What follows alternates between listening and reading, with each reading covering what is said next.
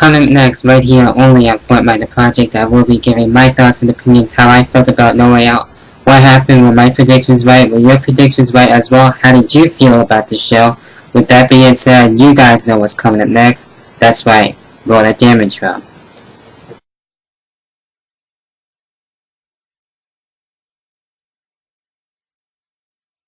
So give me reason to prove me wrong, to wash this memory clean.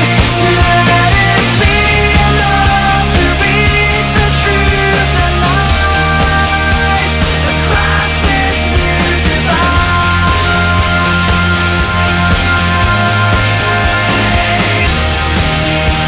Across this new divide.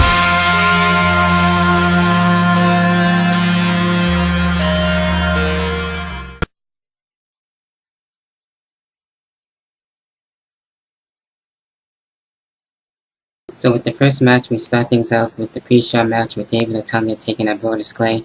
And with all honesty, I did not give a shit about this match until the match actually started. And when it did, I actually was surprised about this. It had a nice flow to it, and I actually thought Otunga was going to get the win, since every time this dude picks a fight, he always somehow gets his ass kicked and as well loses the match. But honestly, I thought he was going to get the win, but that didn't happen. After a while, Otunga was on the outside and did not give a shit if he won, even if it meant by via counter, and that's exactly what happened, and Brodus Clay ends up getting the win here. So, it's whatever to that. It could have been a little bit better, but with that being said, Brodus Clay gets the win there. So with the main match, we kick things off with the World Heavyweight Championship match on the line. We got Sheamus taking on Dolph Ziggler, and wow, I thought this was a great match between the two, and at some points I thought Dolph Ziggler was going to get the win here.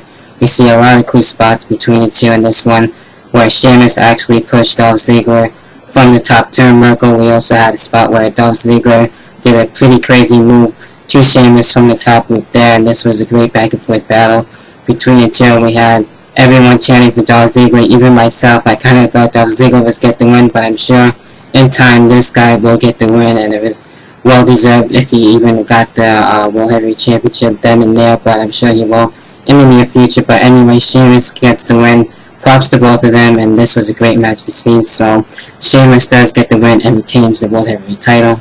So the next match, we had the Tuxedo match, and that was one of those matches where you question yourself, why the fuck are you a wrestling fan? And with this one was boring and one of the worst matches that I can add to the worst matches in history list. And with this, we have Santino defeating Ricardo, which I'm happy to say that Santino was able to win this match. I kind of thought Ricardo would get the win here, since he did lose the recent match that they had, but this one was way, I guess, too long in a way, and could have lasted a little bit shorter than it did, but it's whatever. At least Santino got the win, but hey, wow, that's all I gotta say. Santino got the win.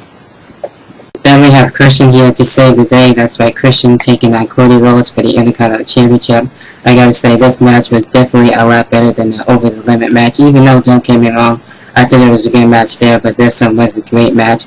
A lot of reversals here between the two. At one point, Cody Rhodes was looking to get the win. We see the kill switch engage, and Cody Rhodes kicking out of that. That was fucking insane there. And Christian coming back with the frog splash, which was awesome there. He also, as of right now, is coming back with the new shirt, so I am looking to get that hopefully soon, since I do own this one right here. So really great night for the peeps right now. And Christian is still the Intercontinental Championship. I wouldn't mind having Christian and Cody Rhodes maybe continue their feud into Money in the Bank, and hell, even ended at SummerSlam. I think that'd be fucking awesome. So Christian retaining the Intercontinental Championship, so great night as well so far for me. Next match, we had a tag team match, and this one was for the #1 contender spot to see who will face Kofi Kingston and R-Truth. We had a Fatal 4-Way bonus match here. We got Darren Young and Titus O'Neil. We got Ed Control and Primo. We also have the Usos in this one, and as well Tyson Kidd and Justin Gabriel, and it was really cool to see all of these 4 teams in action, and we really don't get to see them all that much, especially on the main show. So just to have them all be wrestling for this tag team match made up for a great match, and in the end we had Darren Young and Titus O'Neil getting the win here. I kind of thought Epico and Primo were going to get the win here, so either way it ended up being a good match. And actually Abraham Washington screwing Epico and Primo and going with Titus O'Neil and Darren Young, so Will these two get the win? I'm not really too sure. I am liking them as a tag team, and they're starting to become one of my favorite tag teams in the WWE, even though I like the other teams that were in this match. So all four of the teams did deserve it to me, so I'm sure sometime down the road those teams will eventually get the tag team championships. So with that being said, it was a good tag team match, and Titus O'Neil and Darren Young are the new #1 contenders for the tag team championships. Then right after that, of course, we had the game Triple H laying down the law as always and waiting for a fight and saying that he is an ass kicker and going back to where he's been always wanting to be a wrestler, and that's what he knows and he has known for a long time, and now is wanting to get some payback, and now the arm of Triple H is looking to be 100% just about, and he'll be ready definitely for sure at SummerSlam and issuing the challenge to Brock Lesnar, which I think this is going to be a fucking awesome war and a fucking great match to see. So it's going to be on at SummerSlam, Triple H and Brock Lesnar. If Brock Lesnar accepts, I'm sure it's going to be happening either way, so I cannot wait for that. It's going to be fucking awesome, so I cannot wait. Let me know what you guys' thoughts are on that promo, even though I don't really care for promos all that much, but this one with Triple H laying down the law as always, I thought this one was well worth it to me, and now I can't wait for that SummerSlam match.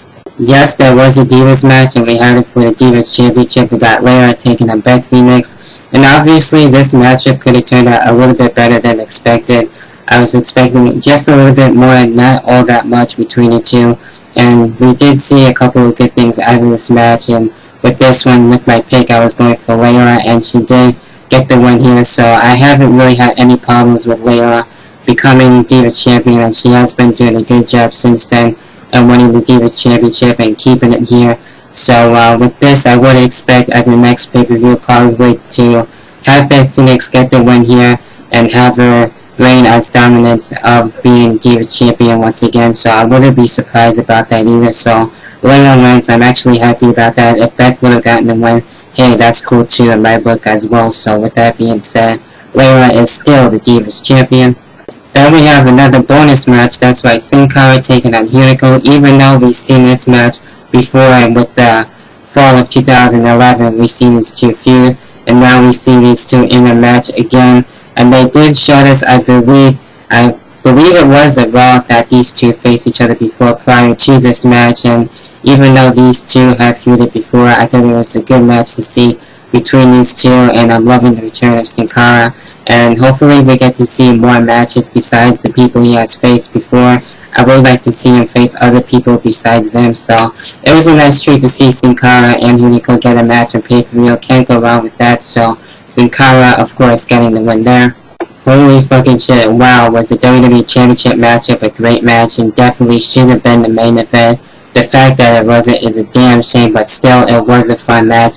We had CM Punk getting the win here, that's right, defeating Kane and Daniel Bryan. I wanted either to have Kane win, mostly was my main pick, but I was also going for Daniel Bryan in this one, and wow, three men definitely did their job here and definitely went to work. It was a fun match.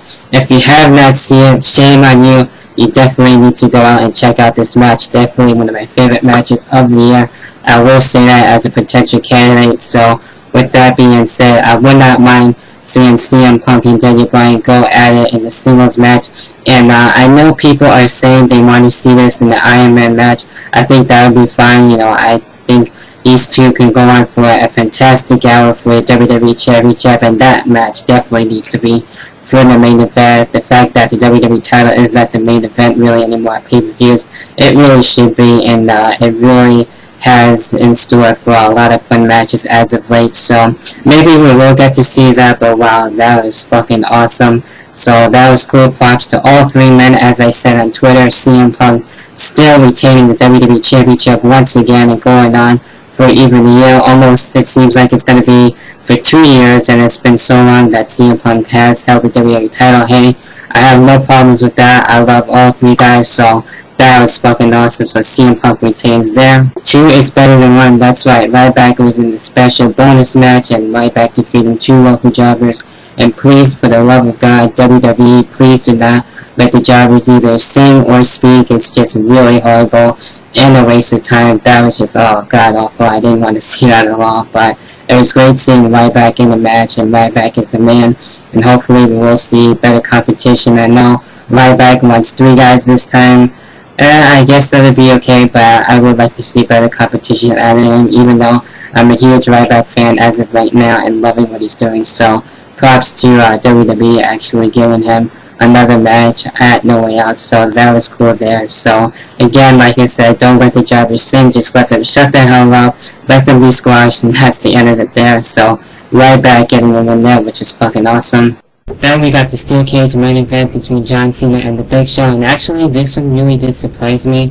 And with this, we had John Cena and the Big Show really going at it. We see the use of a steel cage of both of these guys trying to escape as much as they could, but couldn't really prevail in some points in the match. Then we had the fucking 2 referees knocked down in this one. We had John Luarnitus and Mr. McMahon both knocked down trying to help both either John Cena and the Big Show in this one. It was fucking crazy. Then we have Luarnitus Clay, that's right, who was banned from Raw, and they didn't say anything about him being a part of No Way Out or any pay-per-view. So Luarnitus Clay came back out again and trying to help out John Cena in this one and making sure that the Big Show here didn't get the win and had the steel chair as well. Also, we had guys like Kofi Kingston, Zack Ryder, guys that have been knocked out and dominated over the Big Show as of recent weeks, as we saw with the build-up going into No Way Out.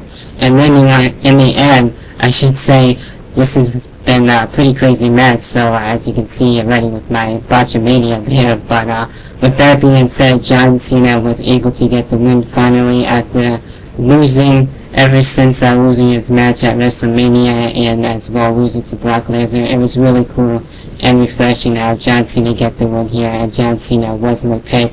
And as well, John Luarnitus, that's right, is now fired, so it's going to be really interesting to see what's going to be happening tomorrow night at Raw, and what's going to be happening next for John Luarnitus, and it looks like he's going to be completely gone unless he doesn't beg for his job back and everything. And who are we going to have as now for Raw and SmackDown General Manager? It looks like it's going to be going back to Triple H now, and since he's the CEO of the company and now going to be maybe on SmackDown General Manager. So overall, it was a pretty fun show for No Way Out. I enjoyed it, and hopefully No Way Out will stick around and we'll see No Way Out again next year and for the years to come. So that's it for me for my review. What are your guys' thoughts? How do you feel about No Way Out? Did you think it was a fun show, or it wasn't really that good as you hoped for? And as well, feel free to leave a like on this video, keep the comments and everything, all that good stuff, and the discussion going in the comment box down below. Go follow me on Twitter at DavidReal1989 for the latest as well,